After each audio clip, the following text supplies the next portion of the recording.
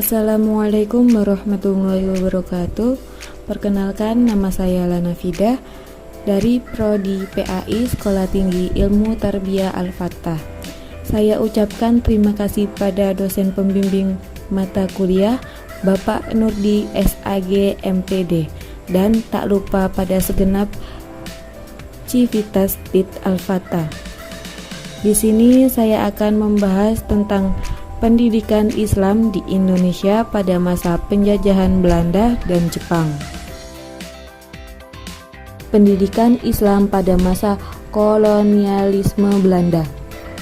Awal mula bangsa Belanda datang ke Nusantara hanya untuk tujuan berdagang, tetapi karena kekayaan alam Nusantara yang sangat banyak, maka tujuan utama tadi berubah untuk menguasai wilayah Nusantara dan menanamkan pengaruh di Nusantara sekaligus dengan mengembangkan pemahamannya yang terkenal dengan semboyan 3G, yaitu glory atau kemenangan dan kekuasaan, gold emas atau kekayaan bangsa Indonesia, dan gospel upaya salibisasi terhadap umat Islam Indonesia. Pendidikan Islam pada masa penjajahan Belanda ada 3 macam, yaitu pertama, sistem pendidikan peralihan Hindu-Islam. Sistem ini merupakan sistem pendidikan yang masih menghubungkan antara sistem pendidikan Hindu dengan Islam. Pada garis besarnya, pendidikan dilaksanakan dengan menggunakan 2 sistem, yakni sistem keraton dan sistem pertapa. Sistem pendidikan keraton ini dilaksanakan dengan cara guru mendatangi murid-muridnya, yang menjadi murid-muridnya adalah anak-anak para bangsawan dan kalangan keraton. Sebaliknya, sistem pertapa, para murid mendatangi guru ke tempat pertapaannya. Adapun murid-muridnya tidak lagi terbatas pada golongan bangsawan dan kalangan keraton, tetapi juga termasuk rakyat jelata. Kedua, sistem pendidikan surau atau langgar. Surau merupakan istilah yang banyak digunakan di Asia Tenggara, seperti Sumatera Selatan, Semenanjung Malaya, dan pantai Thailand. Namun yang paling banyak dipergunakan di Minangkabau. Secara bahasa, kata surau berarti tempat atau tempat penyembahan. Menurut pengertian asalnya, surau adalah bangunan kecil yang dibangun untuk menyembah arwah nenek moyang. Beberapa ahli mengatakan bahwa surau berasal dari India, yang merupakan tempat yang digunakan sebagai pusat pembelajaran dan pendidikan Hindu-Buddha. Metode utama dalam proses pembelajaran di surau dengan memakai metode ceramah, membaca, dan menghafal. Materi pembelajaran yang diberikan syekh kepada orang siak atau murid dilaksanakan sambil duduk di lantai dalam bentuk setengah lingkaran. Syekh membacakan materi pembelajaran sementara murid menyimaknya dengan mencatat beberapa catatan penting di sisi kitab yang dibahasnya atau dengan menggunakan buku khusus yang telah disiapkan oleh murid. Sistem seperti ini terkenal dengan istilah halaqah. Yang ketiga, sistem pendidikan pesantren. Secara garis besarnya, dijumpai 2 macam pendapat yang mengutamakan tentang pandangannya tentang asal-usul pesantren. Sebagai institut pendidikan Islam, pertama, pesantren adalah institut pendidikan Islam yang memang berasal dari tradisi Islam. Mereka berkesimpulan bahwa pesantren lahir dari pola kehidupan tasawuf yang kemudian berkembang di wilayah Islam seperti Timur Tengah dan Afrika Utara yang dikenal dengan sebutan zawiyat. Kedua pesantren merupakan kelanjutan dari tradisi Hindu-Buddha yang sudah mengalami proses pengislaman. Mereka melihat adanya hubungan antara perkataan pesantren dengan kata sahastri dari bahasa Sanskerta. Adapun metode pendidikan pesantren yakni 1. Metode sorongan atau layanan individual. yaitu bentuk belajar mengajar di mana kiai hanya menghadapi seorang santri yang masih dalam tingkatan dasar atau sekelompok kecil santri yang masih dalam tingkatan dasar. Tata caranya adalah seorang santri menjotorkan sebuah kitab di hadapan kiai. Kemudian kiai membacakan beberapa bagian dari kitab itu, lalu santri mengulangi bacaan sampai santri benar-benar membaca dengan baik. Bagi santri yang telah menguasai materi lama, maka ia boleh menguasai materi baru lagi. 2. Metode wetonan dan bandongan atau layanan kolektif ialah metode mengajar dengan sistem ceramah. Kiai membaca kitab di hadapan sekelompok santri tingkat lanjut dalam jumlah besar pada waktu tertentu seperti sesudah sholat berjamaah subuh atau isya. Di daerah Jawa Barat, metode ini lebih dikenal dengan istilah bendongan.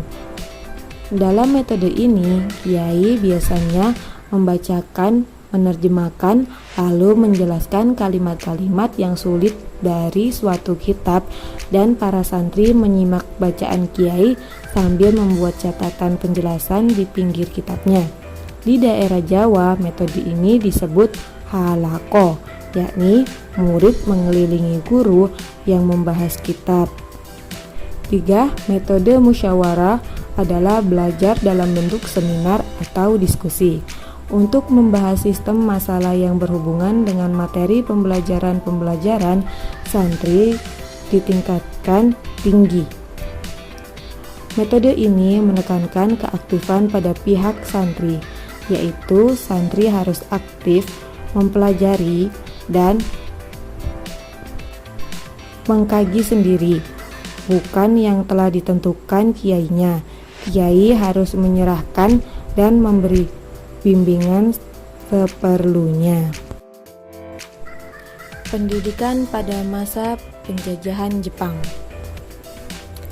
Adapun karakteristik sistem pendidikan Jepang adalah sebagai berikut. 1. Dihapusnya dualisme pendidikan.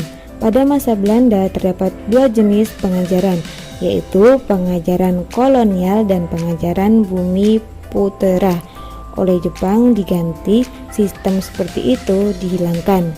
Hanya satu jenis sekolah rendah yang diadakan bagi semua lapisan masyarakat, yaitu sekolah rakyat selama 6 tahun. Yang ketika itu dipopulerkan dengan nama Kokumin Gakko atau disebut juga sebagai Sekolah Nippon Indonesia atau SNI. Sekolah-sekolah desa masih tetap ada dan namanya diganti menjadi sekolah pertama.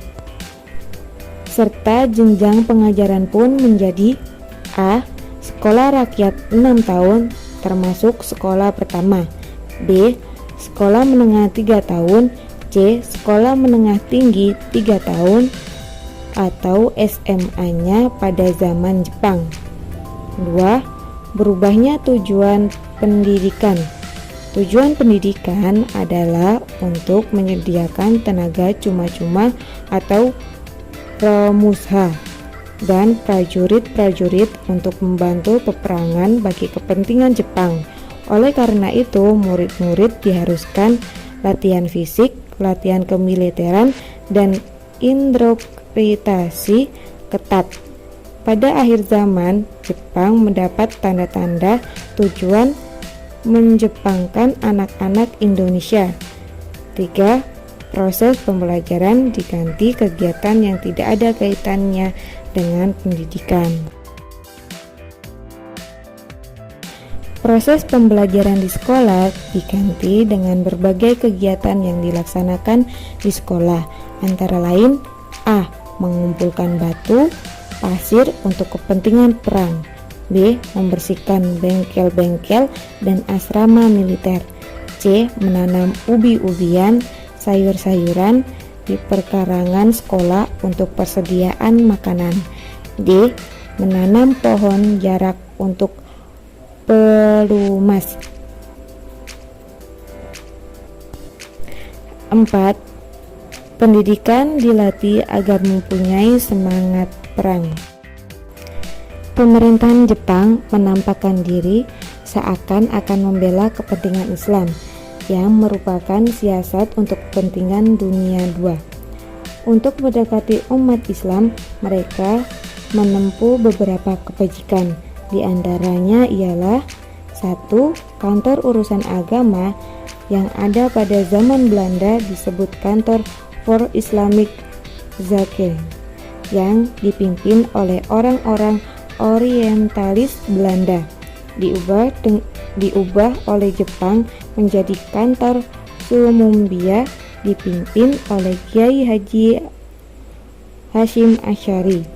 2. Para ulama Islam bekerja sama dengan pimpinan-pimpinan orientalis diizinkan membentuk Barisan Pembela Tanah Air atau BETA. 3. Umat Islam diizinkan meneruskan organisasi persatuan yang disebut Majelis Islam Al-La Indonesia atau MIAI yang bersifat kemasyarakatan. Namun pada bulan Oktober 1943 MIAI dibubarkan dengan diganti dengan Majelis Syura Muslimin Indonesia atau MASYUMI. Pondok pesantren yang sebesar-besar sering mendapatkan kunjungan dan bantuan dari pemerintah Jepang. 4. Sekolah negeri diberi pelajaran budi pekerti yang isinya identik dengan ajaran agama. 5. Pemerintahan Jepang mengizinkan pembentukan barisan Hizbullah untuk memberikan dasar kemiliteran bagi pemuda Islam. Barisan ini dipimpin oleh Kiai Haji Zainal Arifin.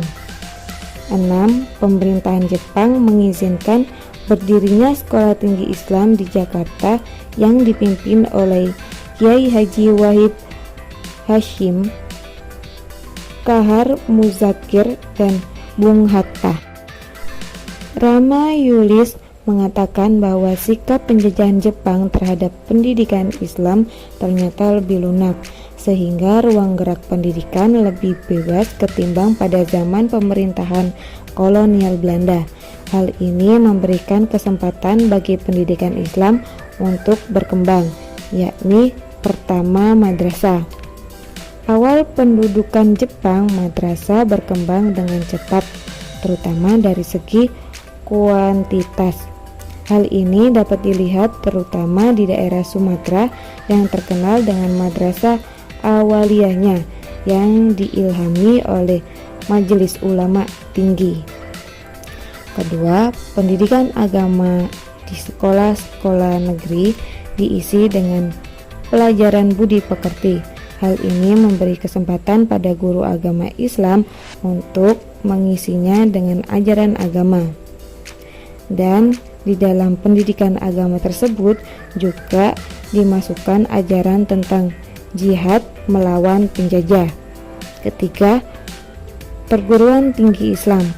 Pemerintahan Jepang mengizinkan berdirinya Sekolah Tinggi Islam di Jakarta yang dipimpin oleh Kiai Haji Wahid Hasyim, Kiai Haji Muzakkar, dan Bung Hatta. Sekian penjelasan dari saya mengenai pendidikan Islam di Indonesia pada masa penjajahan Belanda dan Jepang. Kurang lebihnya mohon maaf. Wassalamualaikum warahmatullahi wabarakatuh.